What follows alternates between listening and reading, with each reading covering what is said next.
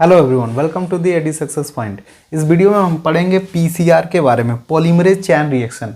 तो पीसीआर क्या होता है? जब डीएनए की ढेर सारी कॉपी बनानी हो, यानी डीएनए का एम्पलीफिकेशन करना हो, तो हम पीसीआर का यूज़ करते हैं।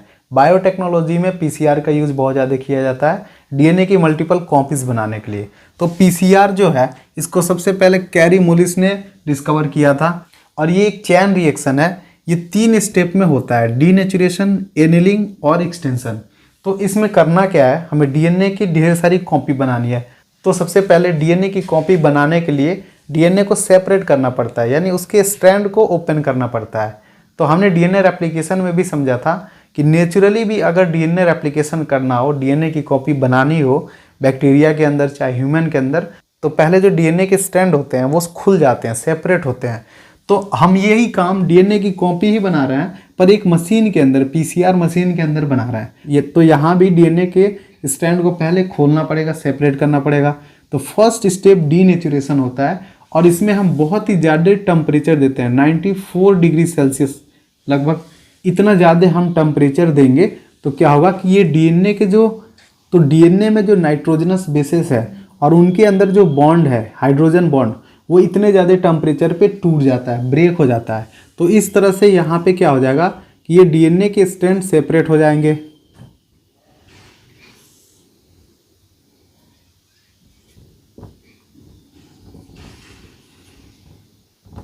अब सेकेंड स्टेप है हमारा एनिलिंग। एनिलिंग क्या है? इसमें हम प्राइमर ऐड करते हैं 3 प्राइम OH पे, यानी यहाँ पे ऐसे करेंगे 5 प्राइम टू 3 प्राइम, यहाँ पे भी, और इधर भी 3 प्राइम OH पे 5 प्राइम टू 3 प्राइम, ऐसे हम यहाँ पे प्राइमर ऐड करेंगे। अब प्राइमर क्या होते हैं? प्राइमर शॉर्ट ओलिगोन्यूक्लियोटाइड की चेन होती है, छोटी सी ओलिगोन्यूक्लियोटाइड की ये चेन होती है। और एनिलिंग जो है ये अप्रॉक्स 55 डिग्री सेल्सियस टेम्परेचर पे हम करते हैं, लगभग 55 डिग्री सेल्सियस टेम्परेचर रहता है। यानी पहले हमने बहुत ज़्यादा टेम्परेचर दिया तो डीएनए के स्ट्रैंड जो है वो खुल गए, सेपरेट हो गए। फिर हमने टेम्परेचर कम कर दिया, 55 कर दिया। तो यहाँ पे हम प्राइमर ऐड करेंगे 3 प्राइम OH पे। ये डीएनए का पेरेंटल स्ट्रैंड है, इसके 3 प्राइम OH पे हम प्राइमर ऐड करेंगे 5 प्राइम टू 3 प्राइम। और प्राइमर 2 तरह के होते हैं, फॉरवर्ड प्राइमर और रिवर्स प्राइमर। ये 5 प्राइम टू 3 प्राइम ये फॉरवर्ड प्राइमर है, ये 5 prime to 3 prime reverse primer है। तो दोनों तरफ, दोनों स्ट्रैंड पे हमने प्राइमर ऐड कर दिया। और प्राइमर का काम क्या होता है कि आगे डीएनए के सिंथेसिस को इनिशिएट करना है, स्टार्ट करा देना। ये जो प्राइमर है ना, ये क्या करेंगे कि डीएनए की सिंथेसिस यहाँ पे शुरू करवाएंगे। तो हमने एनिलिंग में प्राइमर ऐड कर दिया। अब इसके बाद से हमारा नेक्स्ट स्टेप है एक्सटेंशन। तो एक्सटेंशन में क्या होगा कि ये जो डीएनए के स्ट्रैंड थे जहाँ पे हमने प्राइमर ऐड कर दिया था, तो अब इस प्राइमर के आगे क्या होगा कि डीएनए की सिंथेसिस हो जाएगी, यानी यहाँ डीएनए का पॉलीमर ऐड होगा, और ये प्रॉपर एक चेन सिंथेसाइज हो जाएगा यहाँ भी और इधर ऐसे। तो ये जो डीएनए का न्यू स्ट्रैंड इस पे सिंथेसाइज हो रहा है, ये कौन सिंथेसाइज करता है? इसके लिए हमें एंजाइम चाहिए होता है tag polymerase, TAQ, Thermus aquaticus polymerase.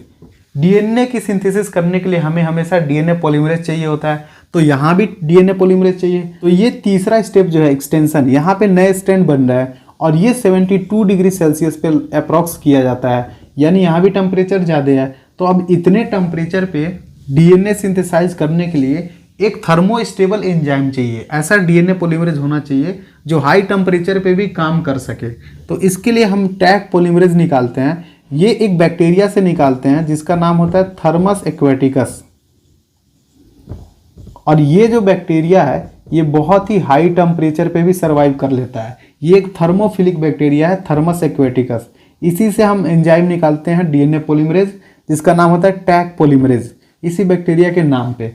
और ये एंजाइम जो है वो इतने ज़्यादा टेम्परेचर पे भी क्या करेगा, डीएनए की चेन सिंथेसाइज करा देगा। तो टैग पॉलीमरेज का यूज करेंगे हम एक्सटेंशन में। और यहाँ पे डीएनए के पेरेंटल स्ट्रैंड पे 3 प्राइम OH पे जहाँ प्राइमर ऐड हुआ था, वहाँ पे नया स्ट्रैंड सिंथेसाइज हो जाएगा। तो एक डीएनए ये हो गया और दूसरा डीएनए ये हो गया। तो यहाँ पे इस तरह से 2 डीएनए बन गए। अब ऐसे ही इस साइकिल को जब 30 टाइम चलाएंगे, यानी 30 साइकिल्स के बाद लगभग 1 बिलियन कॉपीज ऑफ डीएनए बन जाता है। यहाँ पे 1 बिलियन कॉपीज बनेगा डीएनए का, इतना सारा कॉपीज बन रहा है। तो ये है पीसीआर के 3 स्टेप।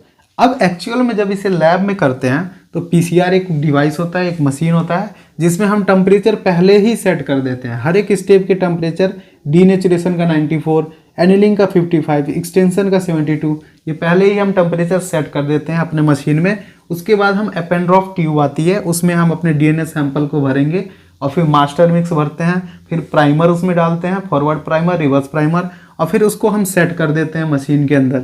और फिर उसको उसमें हम टाइम सेट करके, टेम्परेचर और टाइम दोनों सेट करने के बाद हम उसको ऑन कर देंगे तो ये प्रोसेस रन कर जाएगा। अभी डिपेंड करता है कि हमारे सैंपल कितने हैं, उस हिसाब से पीसीआर 2 घंटे, 1.5 घंटे या 2.5 घंटे में कंप्लीट हो जाता है।